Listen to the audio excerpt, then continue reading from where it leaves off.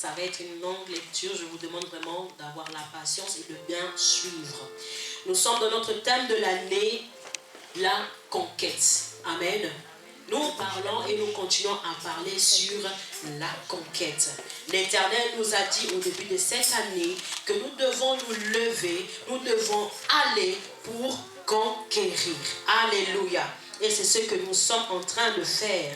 Sauf que pour la conquête, il faut être préparé. Pour la conquête, il faut être sûr, il faut être propre, il faut être déterminé et il faut avoir la connaissance. Amen. Nous sommes dans le livre de Nombre au chapitre 13.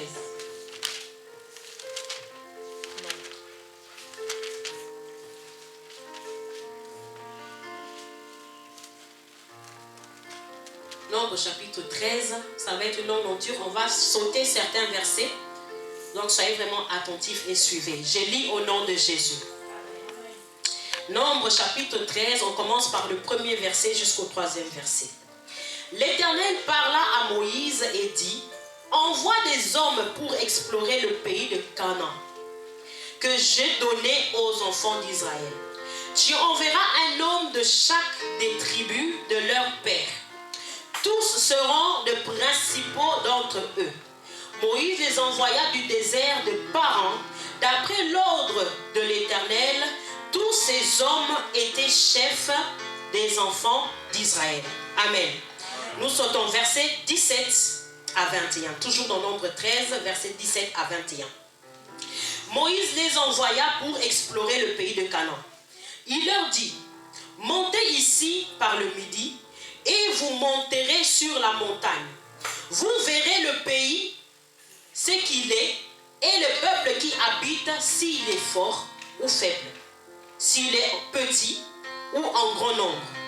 C'est que le pays où ils habitent, s'il est bon ou mauvais, c'est que sont les villes où ils habitent, si elles sont ouvertes ou fortifiées. C'est que le terrain, s'il est gras ou maigre, s'il y a des arbres ou s'il n'y en a point. Ayez bon courage et prenez les fruits du pays. C'était le temps de premier raisin. 21. Ils montèrent et explorèrent le pays, depuis le désert de Tsin jusqu'à Rehob, sur le chemin de Hamath et sur le chemin de Hamath. Amen. Et nous sautons encore verset 25.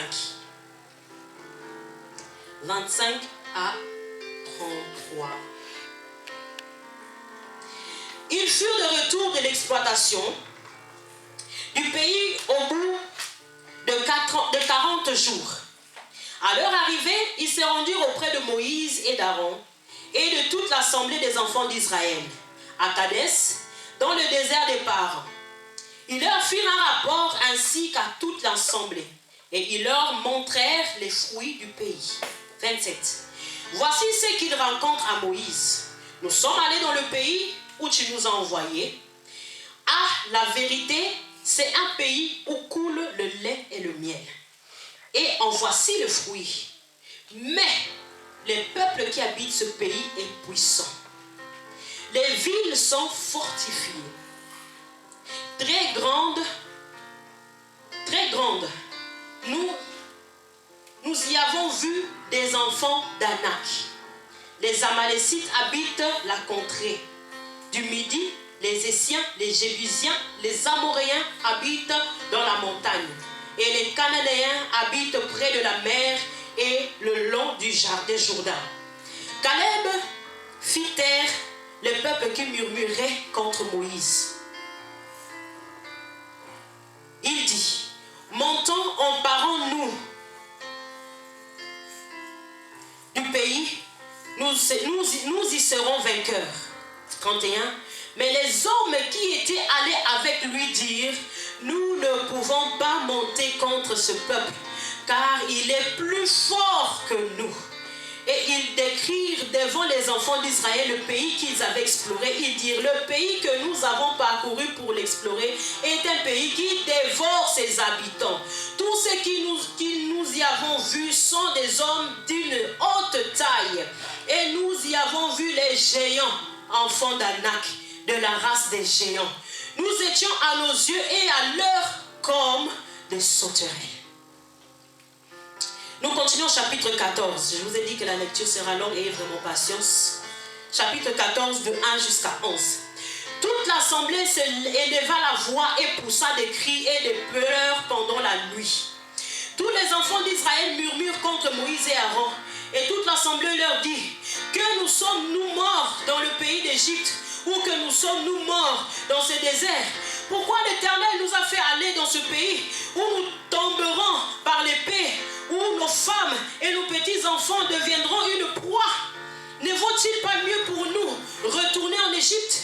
Et ils se dirent les uns à l'autre, nommons un chef et retournons en Égypte. Moïse et Aaron tombèrent sur leur visage, en présence de toute l'assemblée réunie des enfants d'Israël, et parmi ceux qui avaient exploré les pays, Josué fils de Nun et Caleb fils de Jephunneh déchirent leurs vêtements et parlèrent aussi à toute l'assemblée des enfants d'Israël.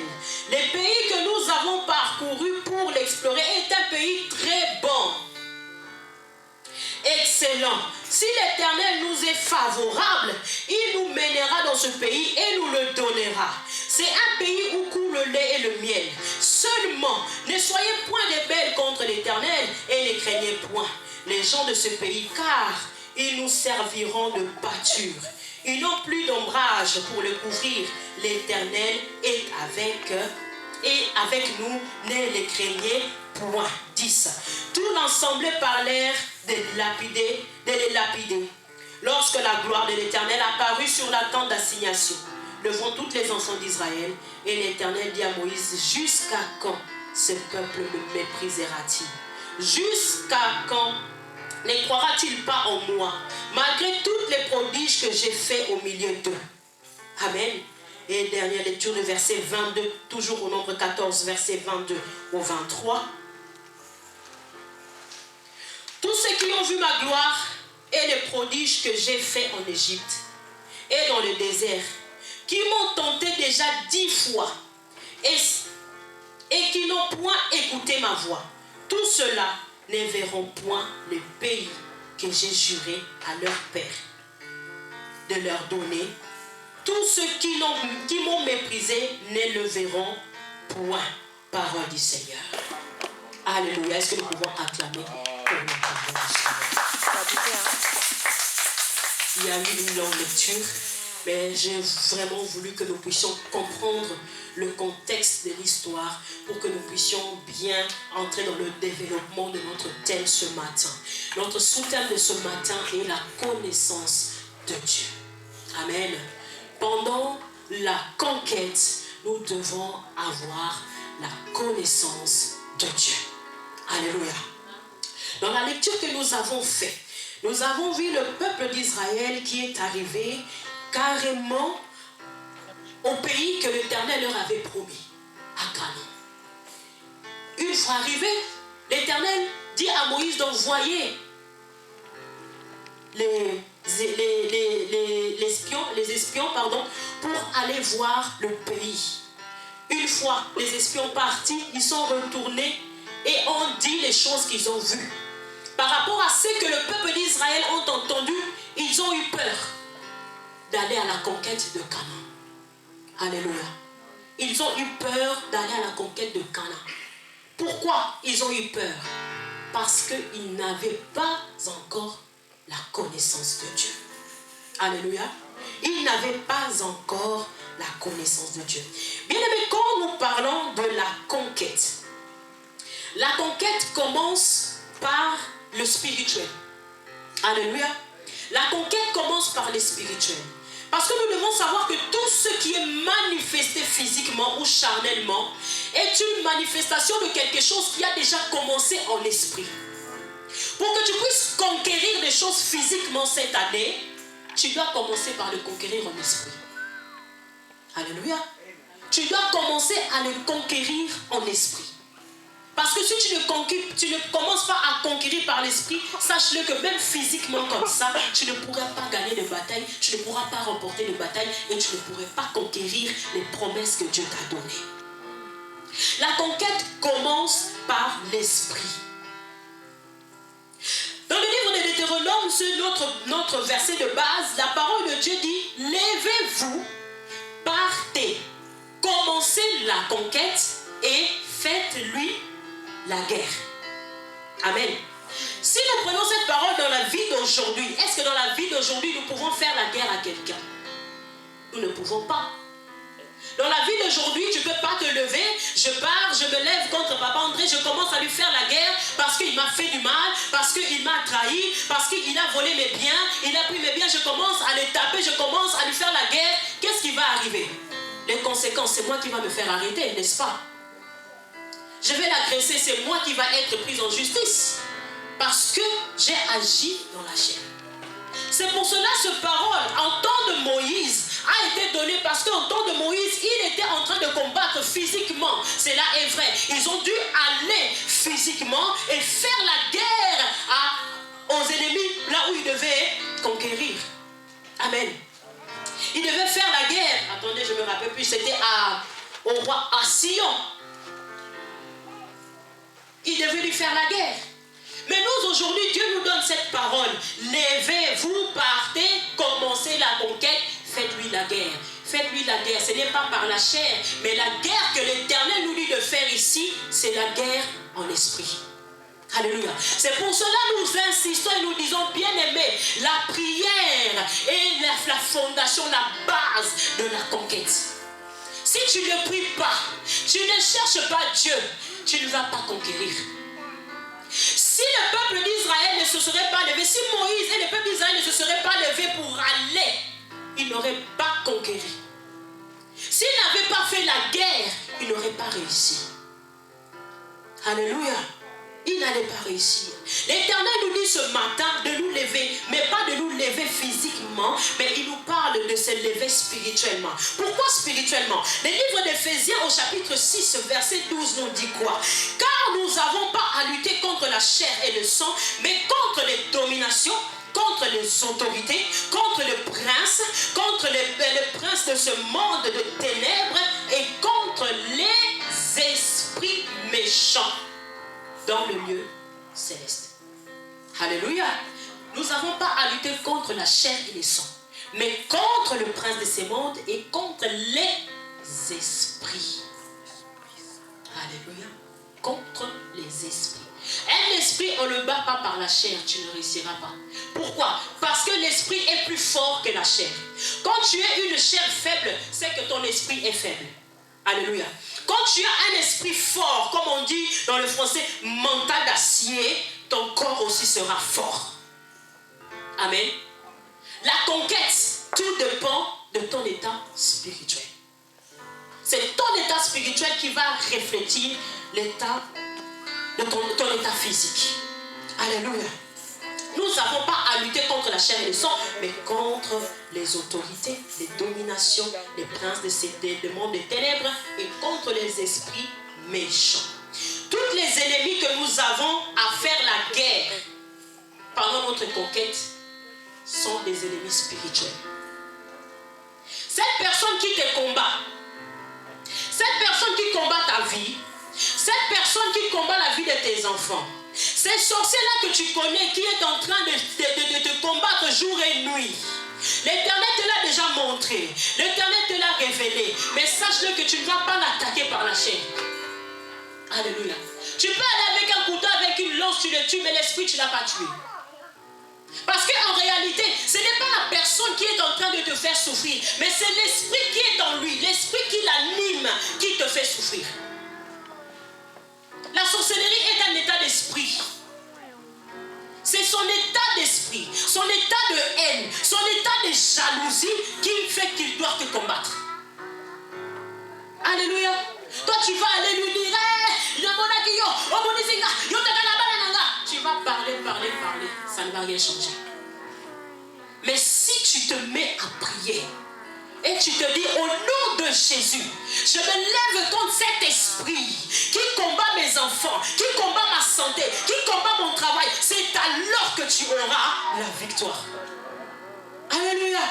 C'est alors que tu auras la victoire quand tu réalises et tu comprends que le combat que j'ai à mener là, pour ma conquête de mon mariage, pour la conquête de mes enfants, pour la conquête de mes mes entreprises, pour la conquête de ma santé, elle est spirituelle.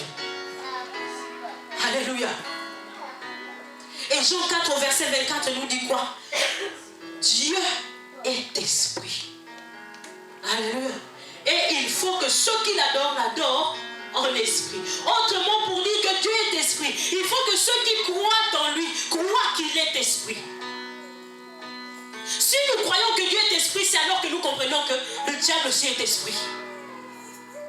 Le diable est un esprit. Comme Dieu aussi que nous prions, c'est un esprit. La Bible le dit. Dieu est esprit. Dieu n'est pas un homme. Lui-même dit, il n'est pas un homme pour mentir, ni un fils de l'homme pour se repentir. L'homme a des limitations. L'homme a des impossibilités, des incapacités, des faiblesses. Mais un esprit n'est pas faible. Alléluia. L'esprit, il est fort. C'est pour cela que nous devons comprendre que la conquête, ce n'est pas une histoire de la chair, ce n'est pas une histoire de physique, ce n'est pas une histoire je vais me lever, je vais aller parler, je vais me lever contre ces papas-là. Ce n'est pas ça. Ce n'est pas ça. Alléluia. Et si nous ne comprenons pas cela, nous allons rater notre conquête.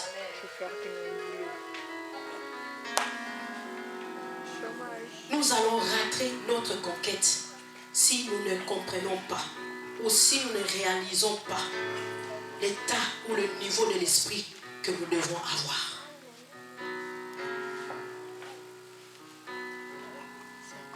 Sur le chemin de la conquête, bien-aimé, ou avant de commencer, ou sur le chemin de la conquête, il faut chercher à connaître Dieu.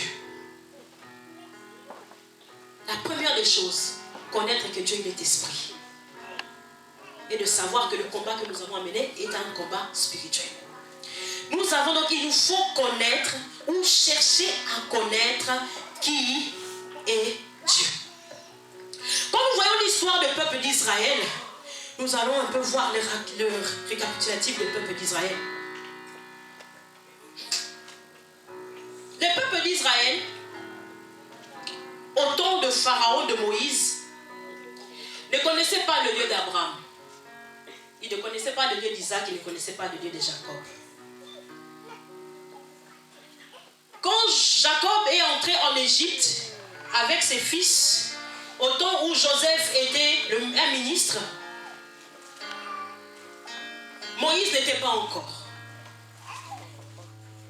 Le peuple d'Israël est entré alors qu'ils avaient encore l'alliance avec le Dieu d'Abraham. Quand Joseph est mort, il y a eu un autre pharaon ou un autre roi qui vient. L'autre roi ne connaissait pas l'histoire d'Israël. Il ne connaissait pas Joseph. Et qu'est-ce qu'il fait? Quand il voit le nombre de peuples d'Israël, il s'est multiplié, il devait nombreux, il eut peur. Il s'est dit, si on laisse ce peuple se multiplier comme ça, vivre avec nous comme si rien n'était, un jour ils vont dominer sur nous. Un jour des ennemis vont venir, ils vont se lier à nos ennemis et ils nous feront la guerre. Alors, rendons ou faisons d'eux des esclaves. Alléluia. Faisons d'eux des esclaves. Et ils sont devenus esclaves pendant 400 ans. Pendant 400 ans, donc je pense maintenant qu'il y a 4 générations qui sont passées là-dedans. Et pendant ces 4 générations, il y a toute une connaissance qui a été perdue. Parce que ceux qui sont venus après Joseph n'ont pas connu le Dieu d'Abraham, n'ont pas connu l'alliance que Dieu a traitée avec Abraham. Et ils ont grandi en Égypte et ils ont vu les Égyptiens. Ils ont vu l'idolâtrie des Égyptiens. Ils ont vu les faux dieux des Égyptiens. Ils ont vu comment les Égyptiens se prosternaient et adoraient des faux dieux, adoraient des statues, adoraient des idoles. C'est ça la connaissance du peuple d'Israël de ce temps-là. Alléluia. C'était ça leur connaissance. Leur connaissance était limitée par ce qu'ils voyaient avec les Égyptiens. Ils étaient habitués à voir les Égyptiens faire ça. C'est pour cela que nous voyons quand le peuple d'Israël est sorti de l'Égypte, ils sont partis à la montagne, au mont Sinaï. Quand Moïse est monté pour avoir les 10 commandements, qu'est-ce qu'ils ont fait? Le peuple d'Israël dit à Aaron, construisons un veau d'or qui représentera qui? L'Éternel. Pourquoi? Parce que dans leur connaissance, Dieu est un statut. où il est une statue. Dans leur connaissance, Dieu, on doit faire une image pour pouvoir se prosterner devant lui. C'était ça la mentalité du peuple d'Israël. Ils ne connaissaient pas le Dieu de leurs ancêtres. Ils connaissaient que Pharaon. Ils connaissaient les pratiques des Égyptiens. Et quand Moïse est venu leur présenter, ils n'ont pas compris. Moïse est venu leur présenter un Dieu spirituel. Moïse est venu leur présenter un Dieu invisible. Mais les peuples d'Israël n'ont pas compris cela. Pour eux, Dieu est taillé d'une image. Amen. Et ils ont construit le veau d'or. Pourquoi? Parce qu'ils avaient vu les Égyptiens faire. Et ils ont adopté leurs pratiques. Beaucoup sont sortis d'Égypte en étant des magiciens. Ils pratiquaient la magie des Égyptiens. Moïse lui-même, il a grandi dans la maison de Pharaon, il était magicien. Il connaissait les sciences, les pratiques occultes des Égyptiens parce qu'il a grandi dedans. Il le connaissait.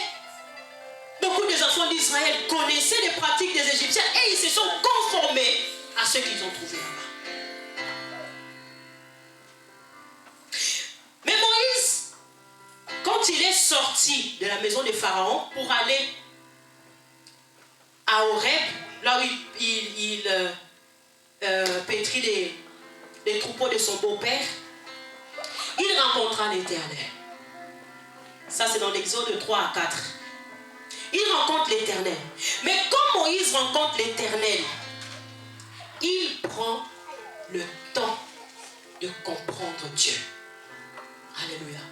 Moïse prend le temps, dans le buisson d'Ardon, devant le buisson d'Ardon, de comprendre qui est ce Dieu qui me parle, qui est l'Éternel qui me parle. Il lui pose des questions, il lui dit, quel est ton nom? Quand je partirai vers le peuple d'Israël, je leur dirai, c'est le Dieu d'Abraham, de Jacob qui m'a envoyé. L'Éternel lui dit, tu vas leur dire, je suis qui je suis. Alléluia. C'est comme ça que l'Éternel s'est présenté à Moïse. Moi, je ne suis pas un Dieu qui porte n'importe quel nom. Moi, je suis qui je suis. Pour lui dire que c'est moi qui domine au-dessus de tout. C'est moi qui vous ai créé. C'est moi qui suis au-dessus de tout. Alléluia. Moïse lui demanda des signes. Avant de se lancer à la conquête, il demanda à l'Éternel des signes. Pourquoi? Parce qu'il avait besoin de connaître qui est ce Dieu avec lequel je dois faire cette conquête. Il lui demanda des signes. L'Éternel lui donna les signes de bâton qui devient un serpent. L'Éternel lui donne les signes de la main qui était bonne, qui était devenue lépreux et qui a guéri. Et Moïse a compris que ce n'est pas ces dieux-là que les Égyptiens m'ont enseigné. Alléluia. Moïse a compris, non, ces dieux-là, ce n'est pas ce même Dieu que j'ai connu en Égypte. Oui, en Égypte, je connaissais des formules magiques, je savais quoi dire et les choses arrivent. Mais là, il n'a rien dit. Il a dit juste, jette ton bâton. Le bâton est devenu un serpent. Il a dit juste, mets ta main dans ton habit. Fais-le sortir. La main est devenue lépreux. Il a fait rentrer et ça guérit. Sans prononcer de paroles, des formules magiques, de mélanger des choses bizarres. C'est là que Moïse a reconnu, ah, ça c'est un autre Dieu. Il a compris que là, on a affaire au vrai Dieu. Il est au-dessus de la magie des Égyptiens. Alléluia. Moïse a cherché à connaître Dieu.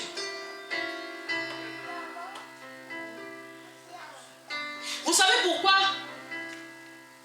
l'Éternel a endurci le cœur de Pharaon? L'Éternel a endurci le cœur de Pharaon. Ce n'était pas pour rien. Malgré tous les signes que Moïse a eus devant le buisson d'Ardon. Mais il doutait encore. Il avait encore quelques craintes. Jusqu'à dire à l'Éternel, ah Éternel, moi je ne sais pas parler. J'ai la langue lourde, difficile, je m'exprime difficilement. Choisis quelqu'un d'autre. L'Éternel a vu, Moïse a encore la crainte. Ok, je vais te rassurer. Alors l'Éternel dit, je vais endurcir le cœur de Pharaon pour qu'il ne puisse pas vous laisser partir. Et je frapperai Pharaon et son peuple, les Égyptiens, et alors vous allez, où tu vas voir que je suis Dieu. L'Éternel a frappé Pharaon, a frappé, ou pas encore frappé, mais endurci le cœur de Pharaon pour que Moïse puisse comprendre à la suite que c'est Dieu qui décide au-dessus de toute chose et rien ne peut intercaler devant sa décision. Alléluia. C'était une façon d'affirmer Moïse. C'était une façon de démontrer à Moïse que de quoi il est capable, de quoi il peut faire pour lui dire, Moïse, tu peux me faire confiance. C'est moi qui vais endurcir son cœur. Alléluia. Je vais envoyer les plaies. Et tu vas voir ce que je vais faire avec ce peuple. Toi, tu n'auras rien à faire. Toi, va seulement parler. Mais c'est moi qui vais endurcir le cœur. Bien aimé, certaines résistances que tu vis pendant ta conquête, certaines résistances que tu vivras pendant ta conquête, sache-le, ce n'est pas pour te faire pleurer. Ce n'est pas pour te faire peur. Ce n'est pas pour t'effrayer. Mais le Seigneur permet la résistance pour te former. L'Éternel permet la résistance de tes ennemis pour t'affermir. Si tu ne rencontres pas les obstacles, si tu ne rencontres pas les problèmes, tu ne seras pas affermi, tu ne seras pas fort pour obtenir ou pour conquérir ou pour encore gagner des batailles. Moïse ne pouvait pas aller avec ce peu de connaissances ou ce peu de signes qu'il a vu. Non, il a fallu qu'il soit encore plus formé. Il a fallu qu'il connaisse encore Dieu plus en profondeur pour commencer à sortir de l'Égypte. Alléluia. Pour commencer à mener le peuple. Parce qu'à mener le peuple, il a dit, cette charge-là, à moi seul, je ne pourrai pas. L'Éternel lui dit, toi, va. Le reste ne t'occupe pas, c'est moi qui va t'affermir. Alléluia. Certaines résistances que nous rencontrons dans les familles, les résistances que tu rencontres dans le travail, bien aimé, ne te plains pas, ne murmure pas, mais il faut que tu comprennes, il y a des choses qui arrivent pour que tu puisses encore entrer en profondeur de la prière, pour que tu puisses connaître encore Dieu. Amen. Sans cela, tu ne vas pas connaître Dieu. L'Éternel te dit, va vers ton chef, va demander l'augmentation de salaire. Tu vas une première fois, il dit non. Deuxième fois, non. Troisième fois, non. Quatrième fois, est-ce que tu vas encore partir? Tu vas dire non, ça ne sert à rien. Mais l'Éternel te dit, va. Moïse est parti une fois, deux fois. Mais Pharaon ne change pas d'avis. L'Éternel lui dit, va. L'Éternel te dit, va. Va encore la quatrième fois. Va encore la cinquième, sixième, septième fois, jusqu'à la 10e fois. Mais ne va pas seulement pour aller. Va en état de prière. Et c'est là que l'Éternel se manifestera pour te faire voir que c'est lui qui permet pour que tu puisses t'approcher de lui. Alléluia. La résistance nous sert à être affermis.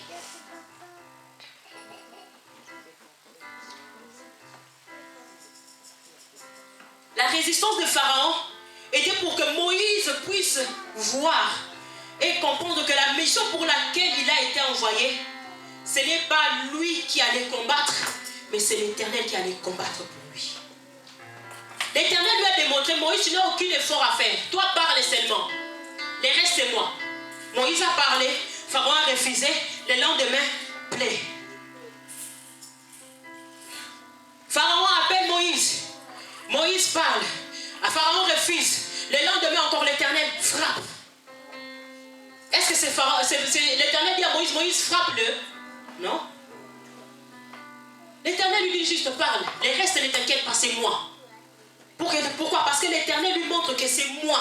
Là où vous allez aller, vous allez rencontrer des combats. Bien aimé, pendant la conquête, pendant la marche, pendant que tu vas aller vers la terre promise, tu vas rencontrer des combats. Tu vas rencontrer des difficultés. Ça ne va pas être facile. C'est ce que l'Éternel montra à Moïse. La conquête que je te demande d'aller faire, elle ne va pas être facile. Elle va être difficile. Mais déjà dès le début, je te montre que moi, je serai avec toi.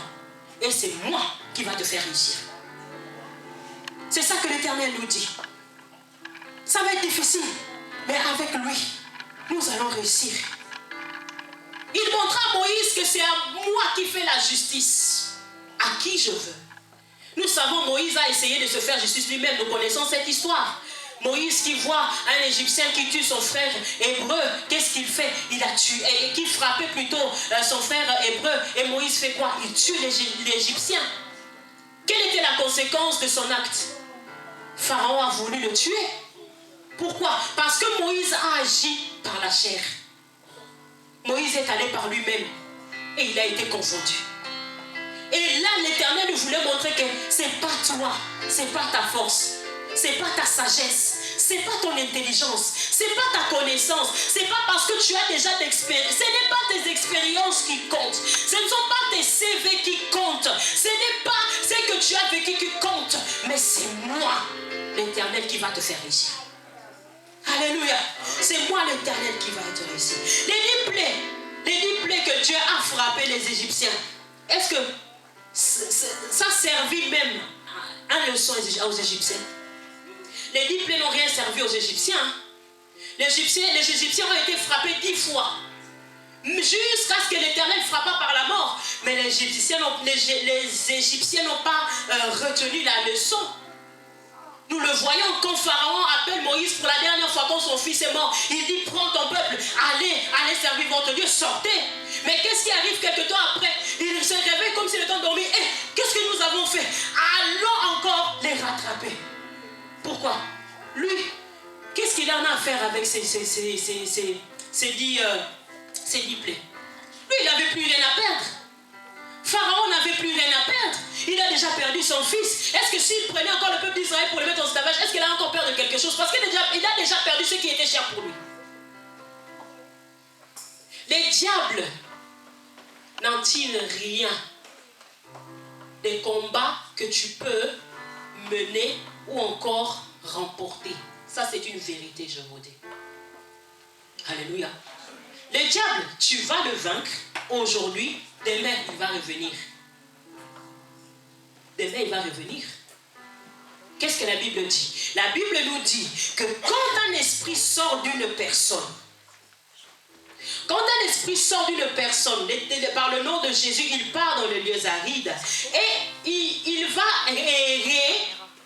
Il y aura un temps où il reviendra dans la maison où il a été chassé. Pour faire quoi? Pour voir si l'espace est libre. Pour voir si la porte est ouverte. Et s'il trouve la porte ouverte, qu'est-ce qu'il va faire?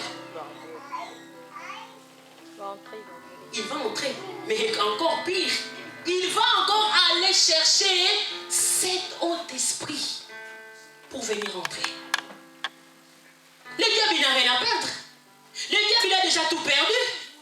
Le diable, il a déjà été envoyé précipité sur la terre. Lui, il attend juste que la fin du monde vienne. L'Éternel va ouvrir les portes de l'enfer. Il va périr au feu avec ceux qui seront derrière lui. Et lui, son intérêt, c'est juste qu'il ne veut pas aller seul. Il doit aussi tirer le plus de personnes pour aller avec lui dans les séjours de mort, dans l'enfer. Le diable, il n'a rien à perdre. Celui qui te combat là, ne pense pas parce qu'aujourd'hui tu l'as chassé au nom de Jésus, il est parti, il a perdu, il va revenir. Tout dépend de la position dont il va te trouver.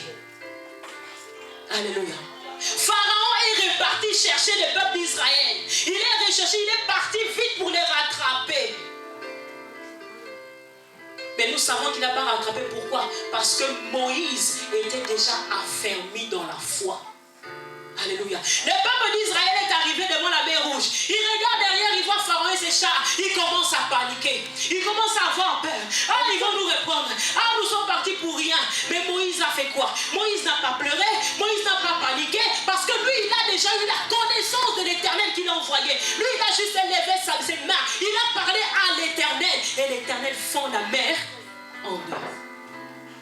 Ce n'est pas le peuple d'Israël qui a crié. Le peuple d'Israël a pleuré, a eu peur. Mais Moïse a crié vers l'Éternel. Alléluia. Moïse a eu une dimension de la connaissance de Dieu. Il a eu ou entré dans une dimension profonde de l'intimité avec Dieu où il n'avait plus besoin de faire, je ne sais pas, comme de pleurer. Il avait juste besoin de parler. Il avait juste besoin de crier à Dieu. Et Dieu lui répondait. Alléluia. Parce qu'il avait une connaissance et une intimité développée avec Dieu. C'est que le peuple d'Israël n'avait pas.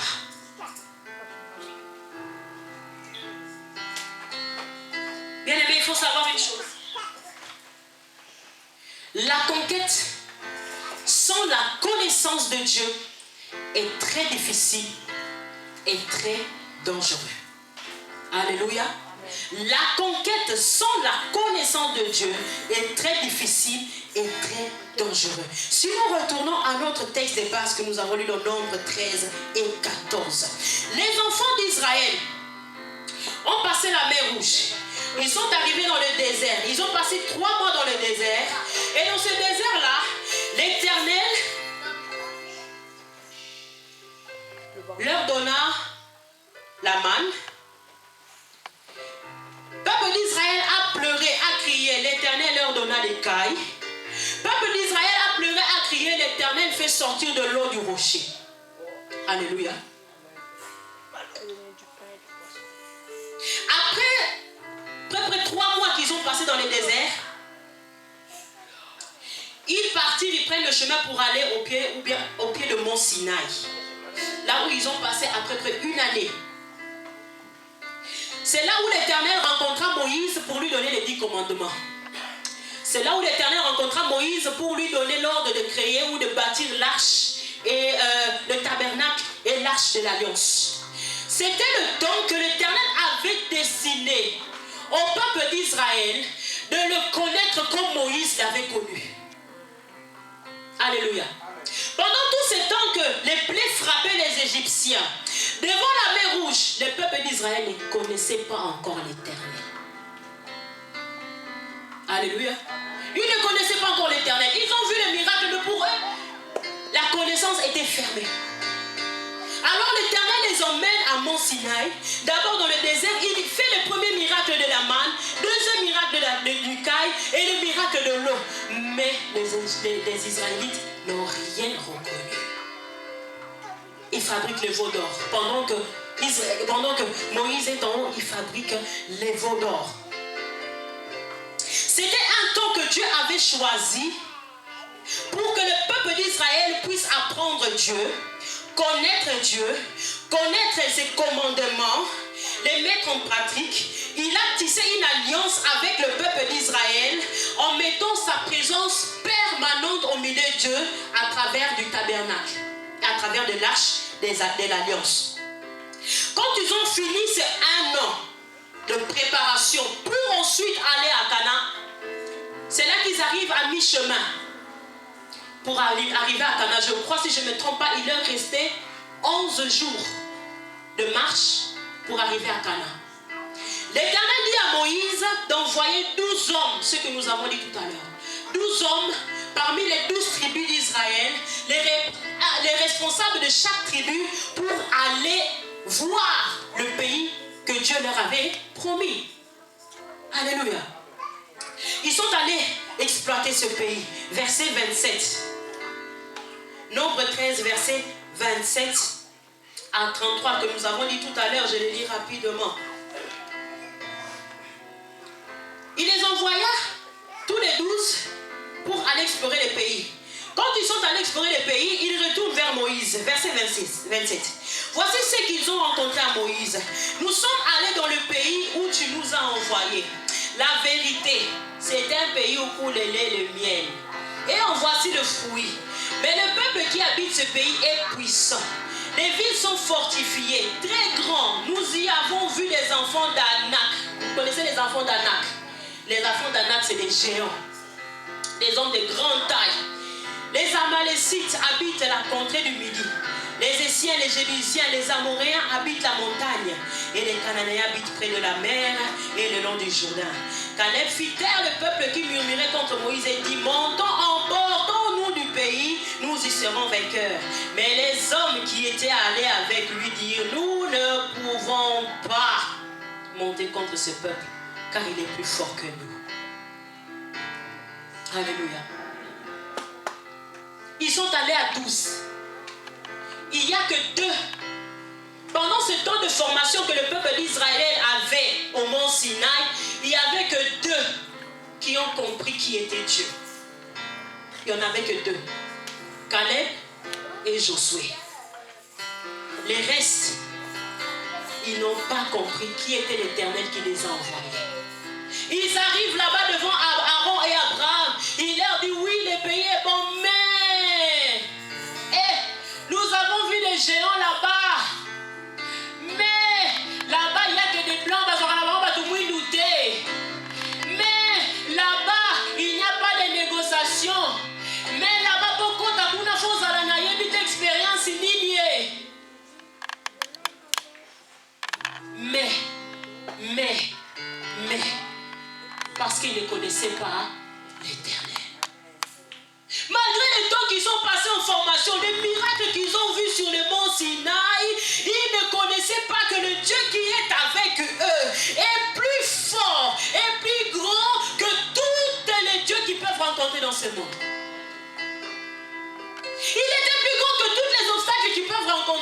monde. Les 10 responsables des tribus n'ont pas compris cela. Ils ont découragé le peuple d'Israël. Ils ont dit, hé, ton cannabis, on a vu des géants, les fils d'Akan. On était devant les regarder comme ça. On s'est dit, oh, ils ont des arbres, des lances, on n'a rien à faire là-bas, fuyons. Alléluia. Fuyons. Les peuples d'Israël ont écouté la négativité. Bien-aimé, fais très attention pendant la conquête à qui tu donnes ton oreille. Alléluia. Pendant la conquête, on ne donne pas son oreille à n'importe qui. Toi, tu crois que c'est une personne, tu as dit, ah, on a souvent ces cas, hein. Aujourd'hui, c'est bon, tu donnes à une personne pour qu'il puisse faire entrer dans son entreprise. Lui, il est déjà dedans, mais qu'est-ce qu'il va te dire? Ah, Mikolo Baoza Batoutin. Eh, Chikano Mikolo Baoza. Eh, Bakangite. Oh. Alléluia. On a déjà c'était, eh, Chikano, tu dois te Bataposo. Chikano, comprenez, laisse cette affaire. La moi, j'ai déjà essayé, ça ne fonctionne pas. L'administration. Les papiers. Attention à qui tu prêtes ton oreille. Attention à qui tu demandes conseil. Pendant la conquête, fais attention à qui tu te confies. Tu te confies à Caleb ou tu te confies aux autres tribus. Alléluia. Tu vas voir, tu as été motivé. Allez au Bénin, je vais le faire. Cette année, je vais aller. Cette année. Mais quand tu dis, c'est moi la personne qui a côté de toi, tu sais, cette année, j'ai envie de faire ça. Mon projet est comme ça. Il va te casser ton projet. Il va te casser, pas juste avec des paroles. Hein. Et toi, tu baisses les bras. Comme le peuple d'Égypte. Le peuple d'Israël a baissé les bras. Tu as oublié même ce que Dieu t'a dit. Toi, Dieu t'a dit, va. Toi, Dieu t'a dit, lève-toi, pars, fais la guerre. Mais toi, tu t'es confié aux paroles de la personne qui était à côté de toi pour te dire que là-bas, ils ne prennent personne. Et tu prends, tu retournes, tu rentres. Lui, il t'a dit, prends personne. Mais va toi-même. Va toi-même. Cherche, aujourd'hui, on a toutes les technologies. On a Google. Tape le nom de l'entreprise sur Google. Cherche le numéro de téléphone. Appelle. Dis-leur, j'ai un CV à déposer. Où puis-je déposer? C'est tout. Oh, le monde du travail aujourd'hui, c'est de bouche à l'oreille. C'est faux. Ce n'est pas de bouche à l'oreille. Le travail, c'est toi et ton Dieu. Pour réussir, c'est toi et ton Dieu. Nous ne sommes pas de ce monde. Nous sommes de Dieu. Alléluia. Alléluia. Le peuple d'Israël n'a pas reconnu cela. Ils étaient dans l'aveuglement. Ils étaient dans la négligence. Ils ont écouté toutes les négativités de ces 10 espions. Car ces espions ont vu des réalités. Ils ont vu des réalités physiques. Mais ils n'ont pas vu la vérité. Alléluia. Alléluia. Les 12 ont vu une réalité. Le fait de voir les fils d'Anak, c'est une réalité. Oui, ils sont là. Mais ce n'est pas la vérité. La vérité est que le Dieu qui est en moi est plus grand que les fils d'Anak. Alléluia.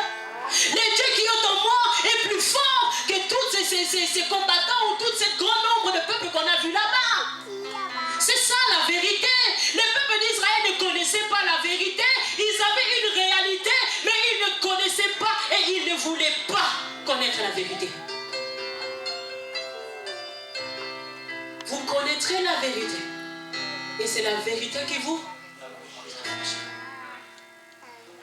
Les peuples d'Israël ne pouvaient pas être affranchis.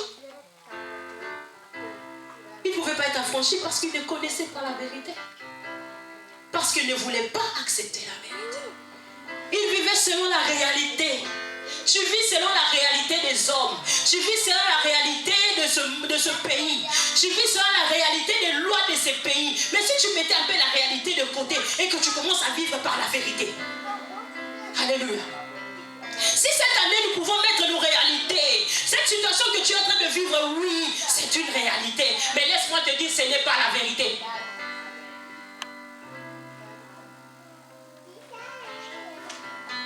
Les difficultés que tu es en train de vivre, oui, c'est une réalité. C'est vrai. Non, c'est pas vrai. C'est une réalité sûre que tu es en train de voir. Mais ce n'est pas la vérité. Parce que la vérité est que tu vas réussir. La vérité est que tu vas faire la guerre.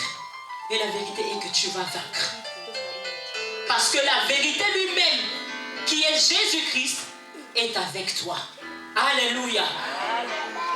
Nous bénissons la parole du Seigneur. Je m'arrête là pour aujourd'hui. Alléluia. Amen.